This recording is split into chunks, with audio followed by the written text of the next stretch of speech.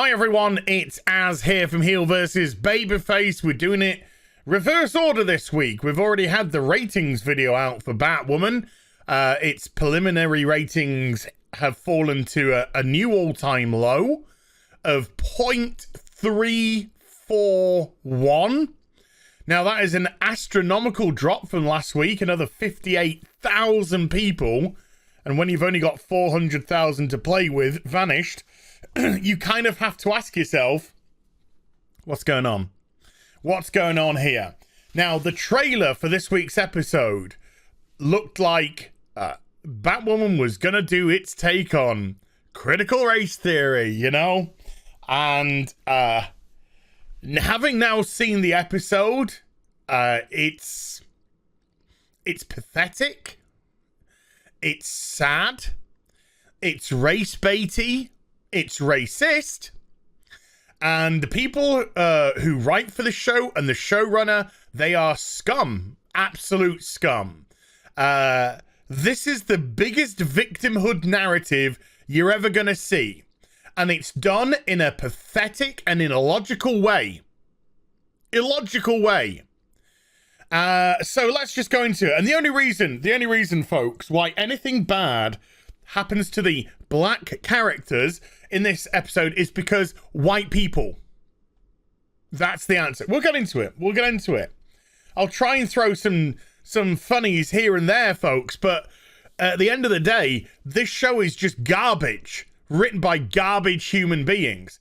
And it's no wonder its ratings are in a fucking toilet and people are shitting on it, then flushing. So, with that said, let's get into it, shall we? So it picks off where it ended last week, where Beth, Alice, whatever you want to call her, sticks an ass mask on Kate Kane, which looks like Cersei Sionis. But her eyes are Kate Kane's eyes, because Cersei's eyes were a completely different colour. And Alice is kind of having a breakthrough. Then she's not having a breakthrough. Oh, she's having a breakdown. And then Roman comes in and says, right, okay, you've saved my daughter. You're going to live for a bit. And that's that. All right. Na na na na na na na na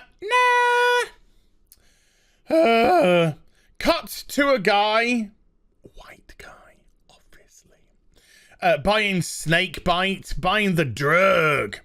But the drug now looks different. It's blue in colour and not green. How it used to be. And that's because they can't get the recipe right without having already forgotten girlfriend's name. And Ocean, my hand, and by the hand, and by the hand, Mr. Ocean Man, won't you take my hand? Yes, so because they're no longer there, and Ocean's now fine again, by the way. He appears in this week's episode. They're just guessing on what's the snake bite. So it's now a different color because they can't get it right. Anyway, Batwoman just turns up and starts going after the dealer. I find it ironic. Isn't it ironic? Don't you think? Isn't it ironic that Batwoman's perfectly fine, excuse me, with going, I've got water, because this is going to be a ranty episode. When I get to the moment, folks, there's gonna be. Why did it make a fizzy noise if this is still water? It's good stuff. When I get onto the moment, oh God, heaven help me, hold me back, somebody hold me back. But isn't it ironic how Ryan Wilder has no problem with hunting down the snakebite dealers? However, she was quite happy to let her girlfriend make the stuff, which then got given to the distributors. Perfectly fine. As long as she got her vag rubbed, she was okay. Because that's the most important thing, isn't it? That's the most important thing. So she goes after the dealer, the guy who bought the snake bite, gets out the car, runs away. Wants to try and find somewhere to shoot up because he's desperate. So Batwoman goes after him. She arrives at like the front of a church where there's a bunch of snakebite boxes and discarded paraphernalia. She goes into the church. There's a bunch of homeless people here. She's like, I'm here to help you. Well, she's not here to help them at all. And then she gets to the altar, and the guy who bought the snakebite is being eaten out by a woman. Now, that isn't as sexy as it's meant to sound. No, he's actually being eaten by a woman. Not in a... ladies. Kind of a way. More in a kind of... Leon! Kind of a way. Resident Evil, by the way, reference there. So, the weird thing is, we then get onto the Vesper Fairchild show, and Vesper Fairchild says, Hey, Gothamites! Last night, a man was eaten on the altar, and then Batwoman nearly had a chunk taken out of her. How does she know? How does she know? Because it cut there, we know nothing that happened after that. We don't know if Batwoman attempted to subdue the woman eating the guy. We don't know if Batwoman ran away. Did Batwoman call the police? Hello, I'm the Batwoman. There's zombies in here and I don't really know what to do. So thank you for telling us instead of showing us, which would have been far more interesting than having a stupid dumbass establishing shot of Gotham City, the fucking town we know we're already in, and not showing us what she actually did. But of course, you know, this whole thing is about telling, not showing. We get told that Batwoman's great and saves Gotham. We never fucking see it. We see her doing a lot of pantsing around doing nothing. Anyway, there's a train. Isn't that cute? So, we go to the gay bar, but is it really a coffee shop? We don't know, but sometimes it's a nightclub. We go to whatever this place is meant to be, but we don't know. And they are going around their business, and apparently this is a fundraiser for something. It's jam-packed, of course. They must be raising tons of cash. Maybe $60 has been raised so far from the 3 people who have been allowed in. Yeah, get away! I've got my light on, and it's just in the summertime. It's just a moth and insect magnet. I hate it. Anyway, Luke's just like, I'm a fucking virgin. And then the girlfriend we never knew Batwoman had turns up. What do you mean, Az? I thought it was that white junkie chick with the sunken eyes. Hey, you would be right in assuming that. But it kind of was. But apparently, even though we've not seen this person since their only a previous appearance, apparently her and Batwoman, her and Javicia Leslie have maybe gone out, maybe not gone out, tried to go out. It's another tell, don't show moment. So they're meant to be in some sort of quasi-relationship. Who cares? Who could possibly care when you don't fucking set anything up? I know I don't. I know I don't care. So she's like, Luke, how's your mum? How's her broken ankle? And he's like, what? And then Batwoman's just like, oh yeah, she broke her ankle because yesterday she met a white person and they snapped it because racism. I might have made that last bit up, but that's pretty much what this episode's about, folks. And so he's like, oh yeah, she's you know, elevating it and keeping pressure off it and rice and pea. And she's like, okay. And I'm like, how old are you? I mean, you could be in your 20s, but at the same time, you could be 49. And I'm really kind of confused. Also, you dress like a dickhead. Just saying. Anyway, moving on. We get a guy pulling up outside of what I think is meant to be the gay bar. I don't know. And then two police, he's like, what the fuck is this snake bite I just bought? It's blue. And then the police come by and they're just like, hey, dude, you're blocking a fire hydrant. And he's like, sorry, I'll move. And they move on. But he's like, sod it. I need to get my high.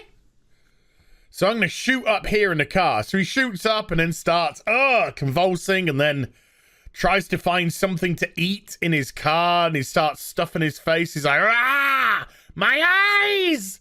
My eyes. I got zombie eyes.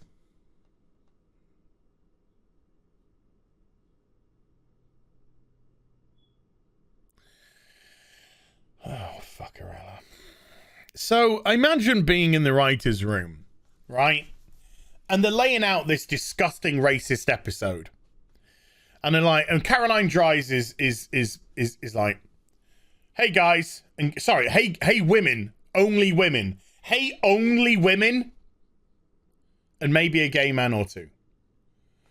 We're going to be doing a really race-baity, racist episode. Which is so skewed, and its only design is to get black people mad, and so that they can, you know, burn some more buildings down or shit, or kick some Asians in, you know. Oh, we can't talk about that. Okay, we can't talk about that last bit. How are we going to offset the massive racism that we're going to be delivering in this episode? Anyone? Hey, over here, Caroline. Yes, Geraldine. What do you suggest? I suggest zombie apocalypse. And then Caroline's like, this is why I hire you. This is why I hire you. These are the ideas that I need. This is why I hired you. What doesn't go with racism? So much. What does go with racism? Fucking zombie apocalypse.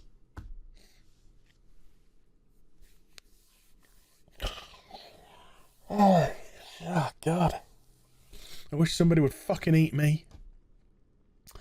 So anywho, back in the gay bar, possibly coffee shop, sometimes nightclub, that was only built to piss off the homophobic restaurant owner across the street. They're just talking and doing fundraising. Just have a look at the screen here. We got black lady, got a black lady, got a white dude, maybe a lady, possibly a lesbian, not sure. Why am I saying that? Why are you specifying on color? It's actually going to come into play. It's going to come into play. Okay. Guy behind here. We got a black dude here. Got white woman here. White dude background there. Maybe mixed there. Behind the counter, white dude serving behind the counter. I just want to establish a few things, okay, before we get into the next part. So anyway. Two white Gotham CDPDs walk into the club and they're just like, hello, officer, how can I help you? And he's just like, we've had a noise complaint. Hello, Caroline. Hello, Caroline Dries, the fucking retarded showrunner of this piece of shit. Hi, Caroline. Yes, Haz. This bar runs its music at the same levels all the time. Why would there be a noise complaint? An established bar, which has been open, who's running its sound at exactly the same noise as it always does, has got suddenly a noise complaint. How? How? The answer is, folks, there is no answer. The answer is they just needed 2 white Gotham police officers, because ACAB, remember folks, ACAB, to come in here and discriminate some black people. That's what they wanted. The setup to them was irrelevant, because as ever, this show is frothing so much at the mouth to virtue signal and be woke that it doesn't even think about stuff beforehand. So, Javicia Leslie comes and says, I'm the manager of this bar. How can I help? And he says, we've had a noise complaint. And she's like, well, we're running the noise, the same levels that we always do in this bar. And he's like, well, we've just been told by this woman here that it's a fundraiser and not a bar. Well, it doesn't matter if there's a fundraiser in a bar or not, if the noise levels are still the same that they've always been. It doesn't matter why people are in the fucking club in the first place. But for the sake of wanting to get black people arrested, that's what they had to do. So suddenly, the police officer, Luke, tries to defuse the situation, and he's just like, sorry, officers, we will turn the noise down. Now, should Luke have done that? Not really. Shouldn't have even got himself involved because it's not his nightclub. But he's trying to defuse a situation where clearly these police officers are trying to be confrontational because they're white. And they're on a CW show and they have a position of authority. So ergo, they must already be evil by proxy. And Luke, and then Javicia Leslie, Ryan Wilder is just like, no, we won't turn the music down. So now she starts arguing with Luke, who's trying to defuse the situation, rightly or wrongly. And she's like, no, I won't. So anyway, one of the police officers says, you're going to have to come with me. She slaps him away from grabbing her. And then they use that as an excuse for assault. So they grab her, and then Luke tries to come in and help her, so they grab Luke. And then before you know it... Oh, wait. Sorry. I need to establish why I kept mentioning white people. Because Javicia Leslie, before the policeman grabs her, she says, what's wrong with a bunch of black and brown folks dancing around? Hi, Ryan. What about all the fucking white people there as well? You victim. There were black, brown, white people there. So when you only mention the black and the brown... Hello, we're not fucking stupid. Our eyes can see that there's a bunch of white people here, but you choose to ignore them. Because if you mention the white people, if you mention there's just a bunch of good people dancing and having a good time here, listening to music, then that might just diminish your victim narrative. So you have to establish your victim narrative by just stressing 2 colors, black and brown. Pathetic. So then we get into the arrest and they get taken away. Not enough black people have currently been arrested, so enter Sophie. Sophie comes in. What's happened here? Oh, there's been she reads his report. Oh, so there's been a disturbance. Yeah, what of it? Are you making stuff up on your report? No. Are you being a bitch? No, I'm a crow. And I'll slap you back in your position. Blah, blah, blah, blah, blah, blah. Anyway, next thing we know, they're trying to have a funny in the prison cell. I can't call Mary because I don't know her mobile number because This is current day, and nobody knows anyone's mobile numbers. We just press them on a button on our phones, Oh my god, And then enter Sophie. Well, there's a little conversation between Ryan and Luke, where Ryan and Luke are kind of like bitching back and forth about what they should have or shouldn't have done. Needless to say, the end result was black people are victims. Always victims. The guy... Oh, yeah. The guy who had the snake bite in the car is now eating dumpster food. And then a woman comes along and he's like, hi, I want to eat your face. And she's like, what? And he's like, I want to eat your face. So if I were you, I'd fucking run. Then a policeman comes to try and help. And then a bunch of zombies come out of the establishment next to them. And they start eating the policeman, so he runs away. Now then, Sophie has been added to the prison cell. And they're like, what are you doing here? And she's like, I too am black and I too got arrested by a white police officer. Caroline, I've got another question because you're so fucking stupid. Caroline, why wouldn't Sophie have had her crow's identification on her in her bag? She would have done, even if she's off duty. It doesn't matter. She's black. So let's just arrest her. Oh! Victimhood is such a beautiful feeling. White people passing down victimhood on black people. Oh, you're a victim. You're a victim. I'm a white savior. Caroline Dries. This is Caroline. This is St. Caroline Dries of White Saviourville. You two black girls, I want you two black girls to write yourselves the most beautiful black victim narrative you can possibly dream of. And we shall call it Batwoman.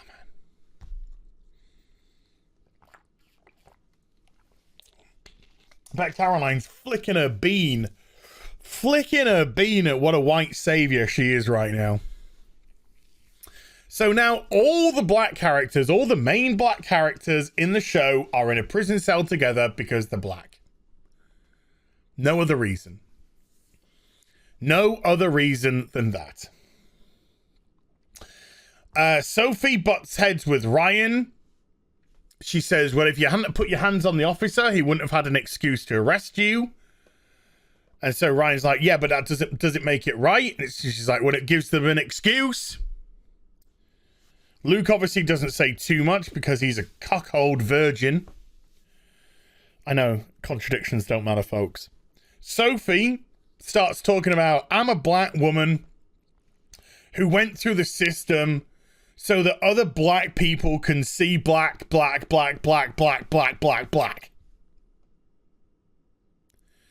I don't get to choose when I put the mask on and off. When I get to be Ryan Wilder or Batwoman, I'm Sophie, whatever she's called, Sophie Titwank, in a crow's outfit and out of a crow's outfit. What do you want, a fucking McDonald's gold star? I don't know. I don't know what she's after, but she mentions black a lot. Surprise, surprise. Oh, Jesus Christ! To break up the racism, we now go to the hypnotist who's still at her office, even though she knows that Alice knows where she works. And she's got her strung up and she's just like, I need you to break the command on Kate. And she's like, well, it's not as simple as the command on you. And she's like, bummer, we'll come back later to talk more about it. Dougray Scott this week says, I just want to lie down on a bed. So, Dougray, how would you like to do your lines this week? I just want to do it lying down on a bed. Okay, can we get a little bit of emotion from... No. Right, okay. Lying down on the bed, no emotion. Just think about your contract ending. I wish. So Mary says, oh my god, you're like totes like Trugger. Then he tells her how he got jumped in the most dangerous place in Gotham City, the Crow's car park. And how they shot him up. And she's like, well, I counted 16 different track marks on your arms and legs. He's dressed and you haven't undressed him, so how would you know? You don't...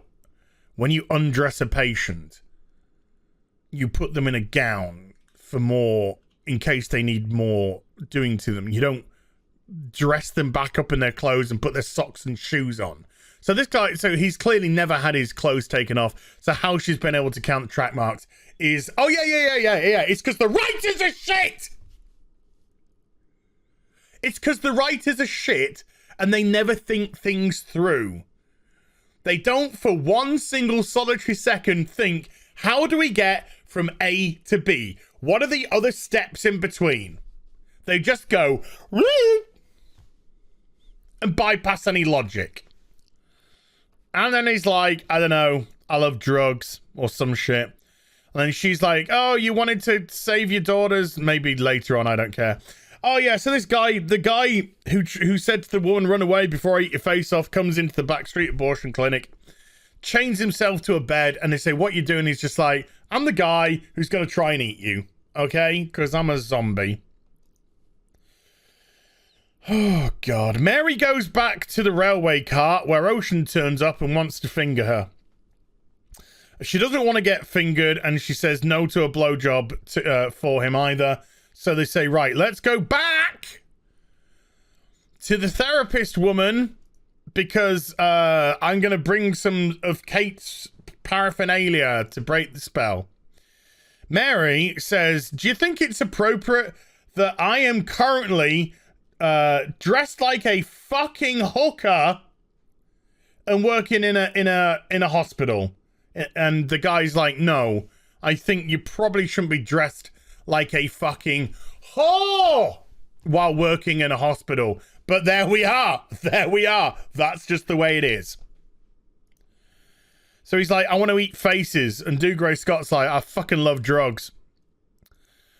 And I still love drugs, and I'm still not emoting in the slightest for this shitty program. Back in Black Prison. Now I know why it's called Blackgate Prison. It's because where the white people just...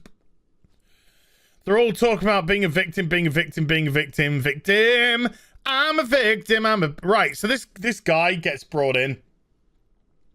This junky ass... I hate to say this. Zach, Asmongold, this is looking awfully like you, dude. I'm sorry, Zach. I'm sorry. But I saw that as like, fucking hell, he's got into Hollywood. Well done, man. Another string to his bow. Anyway, so this junky druggie that is not Asmongold by any stretch comes into the prison. He's just like, hey guys, like, yeah, man, the man's really like sticking us down. Power to the people, yo. And it's funny because he's white and they're black, so it's funny. Because, you know, he's trying to be like kindred spirit, but they're a different skin color to him. So the writers are laughing at him because he's a white boy. It's so funny. Racism is so funny. It's so funny. So anywho, some woman gets dragged out of a car and eaten by the zombies. The Gotham City police turn on the bat signal, but Batwoman's in prison. So yes, this is at the top of the GCPD. And yes, that does mean every time that Mary or Sophie or someone else from the Crows turns it on, they literally just have to walk through the police station up to the roof, bypassing everyone to turn on the bat signal. But she's in prison. But then, oh my God, guess who bailed her out? It's her kind of girlfriend, but isn't. But because the show hasn't established anything since the first time we saw her, we don't give a shit. Who could give a shit? Who could possibly care about a relationship you haven't even bothered setting up? Moving on. They're just like, we're getting a look. What are you fucking wearing, you dickhead? Oh my God, I've got like Fabergé boots on. Amazeballs. Christ in a handbasket. So they're bringing in people which have got chunks eaten out of them by the zombies. And Mary's just like, oh my God, my whole backstreet abortion clinic's full of half-eaten people. And then they're back in the Batcave, and then it's not Mary, Sophie's just like, right, we need to go to this location to help out the zombie outbreak. And then white guy, because he's bad because of the color of his skin. And also bear in mind, this person to date has done nothing wrong whatsoever. Nothing wrong. He's obeyed the orders that he's been given by his superior. And they haven't been bad orders. His orders have been so far to identify who Batwoman is. That was scuppered by Sophie. His orders were to bring people in. He brought them in. Or at least tried. But he got gazumped by the Batwoman while he was trying to bring in some of the drug dealers from the False Face Society.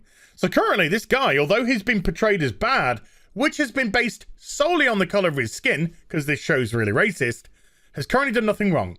And he states the area that you want us to go to is out of our jurisdiction. Now, first of all, yes, that's a massive cop-out, because isn't Gotham City the Crow's jurisdiction? So, yes, it's a bit of a cop-out. The show is trying to obviously set him up as more of an antagonist. But apparently, the area that the zombies are all joining up in, I don't know, gathering, is out of their jurisdiction. And then Sophie's like, well, I'm the acting commander while Dougray is loving drugs. So you do as I say, and we're going to this area.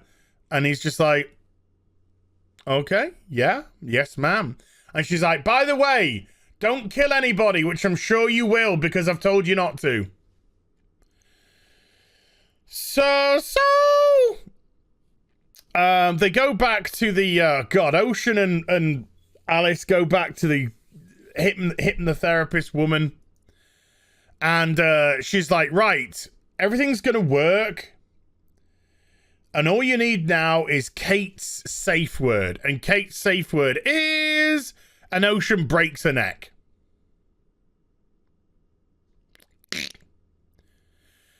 And she's like, why? No.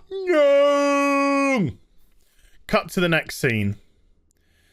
Batwoman turns up at the church where all the zombies are, and they've now developed an antidote in the Batcave, but the antidote has to be given individually to the people who are infected. They can't do like a mass dispersion of some variety. So she's in the church and she's sticking the needle in people, and then the zombies are coming at her, and she gets knocked over, and then the crows come in, and the crows just shoot all of the zombies.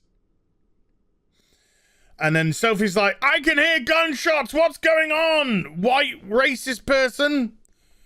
And then white nasty person says, sorry, boss. There was nothing we could do. They were too far gone. We had to put them down. And then, of course, Batwoman is on the floor and she can see all of this because she got knocked down. Dougray Scott still has a heart-to-heart with Mary. She's just like, you were taking the snake bite because you wanted to see your daughters again before you fucked everything up, you stupid white man. And he's like, fucking hell, that was harsh.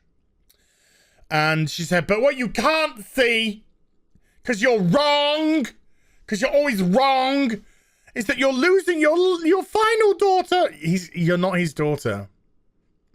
He's been married to somebody. We don't even know how long he was married to that woman for, but you're not his biological daughter. I mean, yeah, you know, you could have semantics and all that kind of stuff, but you know. Anywho, she's like, but you're losing your final daughter, you dickhead. And he's like, right, okay. Anyway, Mr. I want to eat your face escapes from the clinic, and then he starts eating a homeless person, but Batwoman turns up. Oh, the cop turns up. The racist cop from the bar earlier turns up. And he's like, buddy, cause you're white, I want to try and help you. If you were black, I would shoot you and take you downtown. Because you're white, I want to help you, buddy. I want to help you. And he gets too close, and the guy jumps him and starts eating his neck. But then Batwoman turns up and sticks the drugs in him and cures him.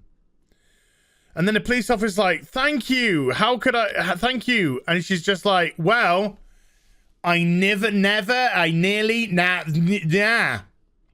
Yeah, exactly. She says, well, I nearly never made it. Because, of course, he arrested her and put her in the prisonsy wizensies. Oh, my God. He could have died because of black people. I don't even know what the fucking message was there. Anywho, the black people are all talking about what a day it is to be black and a victim. And I wasn't even paying attention. Alice says, why did you kill her? I want my sister to be the way she was. And Ocean's like, well, I don't, because I love you. And I want to put my penis inside of you. And she's kind of like, oh, okay. Maybe, all right, I'll think about it. So her possible girlfriend, which we've not established at all, is trying to get another date with her. And we haven't even seen them on one date. And then she's just like, I can't right now because I got other shit going on. But it's not other women, and I'm not a member of the CIA. And she's like, okay, well, that's fine. I won't lick your chick. Then, oh, God.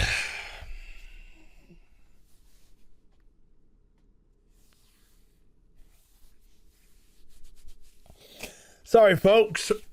Fun's over in the video. The fun is now over in the video.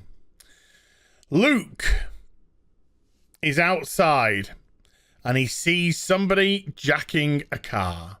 Guess who it is? It's Asmund. It's the guy from the prison cell.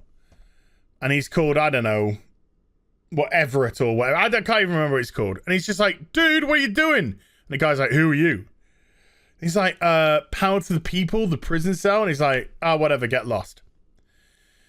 He's on the phone and so whoever he's speaking to, I don't even care, says, I think it's Mary, actually. I think it's Mary. She says, just leave it, call the police and leave it. But Luke's like, nah, I'm a superhero now. So he is like, dude, stop breaking in this car. And he tries to stop the guy from breaking in his car. Now, I thought that this guy was going to turn around and stab Luke or something and run away. And then it'd be like, oh, the person who he got put in prison with ended up actually hurting him because he was actually a criminal through and through. But no, it's even worse.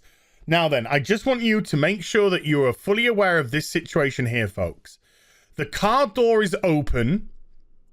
There is a guy who looks like a fucking junkie.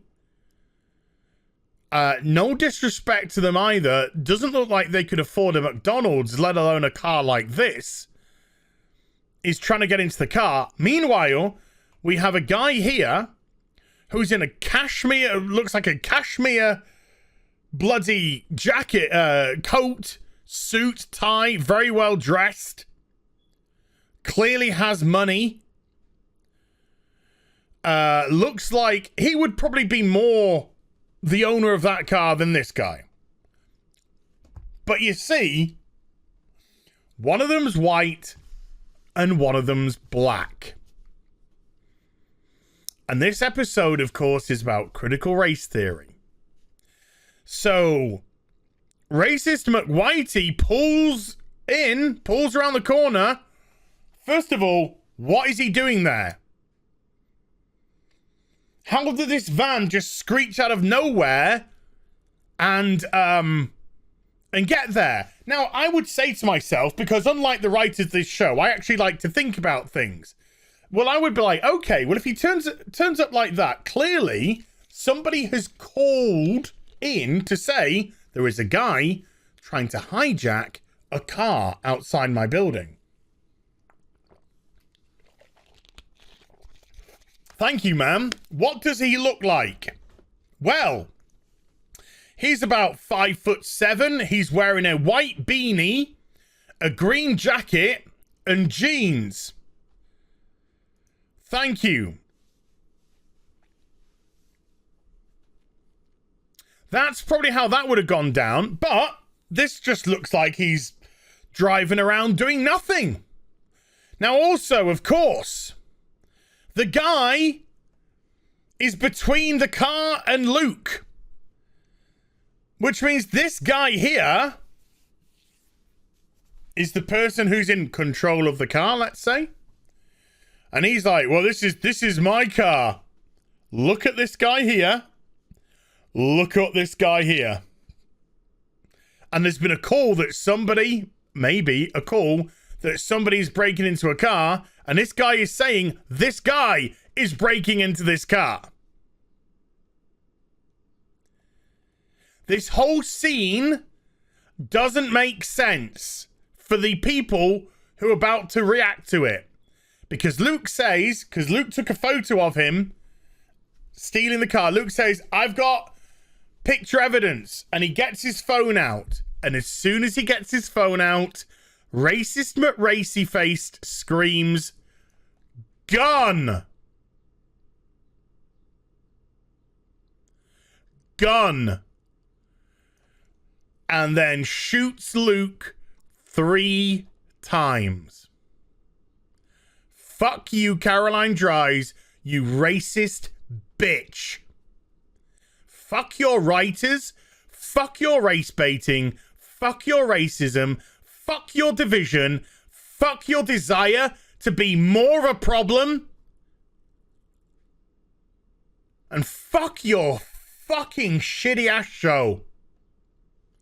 So Luke gets gunned down and the episode ends because he got gunned down because he's black. One for you, Caroline. One for you, writers. One for you, CW. One for you, show. Pathetic. Absolutely pathetic. And deservedly the lowest rated episode ever. Contrived racism. That's what this was. That's what this was. Victim narrative dripping. Hope you enjoyed the vid. If you did, do give it a thumbs up and also subscribe to the channel. Follow me on social media and YouTube for live streaming links. They're in the description box down below. I'll be back with some more stuff very soon. You take care. Bye for now.